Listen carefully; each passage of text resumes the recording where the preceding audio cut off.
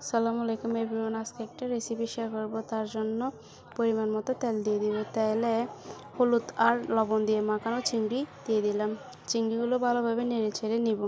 চিংড়িগুলো একটু ভাজা হয়ে আসলেই পেঁয়াজ কুচি এবং টমেটোর কুচি দিয়ে দিব। পেঁয়াজ কুচি এবং টমেটো কুচি দিয়ে দেওয়া হলে ভালোভাবে নেড়ে ছেড়ে নিব। চিংড়ি এবং পেঁয়াজ কুচি আর টমেটো কুচি ভালোভাবে মিক্স করে নিব। ভালোভাবে মিক্স করে নিতে হবে যাতে স্বাদটা ভালো হয়। স্বাদ ভালো হওয়ার জন্য আরও ভালো হওয়ার জন্য আমি এইভাবে রান্না করে থাকি। এবার কিছু মশলা অ্যাড করে নিব। হলুদ গুঁড়ো, ধনিয়া গুঁড়ো, জিরে গুঁড়ো, লবণ এবং রাঁধুনির মশলা অ্যাড করে নিব। নেওয়া শেষ হলে হালকা একটু পানি দিয়ে ভালোভাবে মিক্স করে নিব। ভালোভাবে মিক্স করার পরে 5-10 মিনিটের মতো কষিয়ে নিব। এই তো আমার একবার কষিয়ে নেওয়া হয়েছে। আর একটু ভালোভাবে কষিয়ে নেওয়ার জন্য 5 মিনিট রেস্টে রেখে দিব। 5 মিনিট রাখার পরে আমার কষানো মশলাতে এবার আমি আমার উপকরণ দিয়ে দিব। ঢেঁড়স দিয়ে দিলাম। ঢেঁড়সগুলো ভালোভাবে মিক্স করে নিব। আমি ঢেঁড়সের সাথে কিছু বেগুনও অ্যাড করে নিলাম।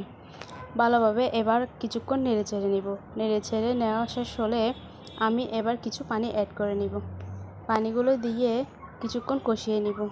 কষিয়ে নেওয়ার পরে 5-10 মিনিট পরে আরেকটু নেড়ে চেড়ে দিব। নেড়ে চেড়ে দেওয়ার পরে আমার রান্নার প্রায় শেষের দিকে।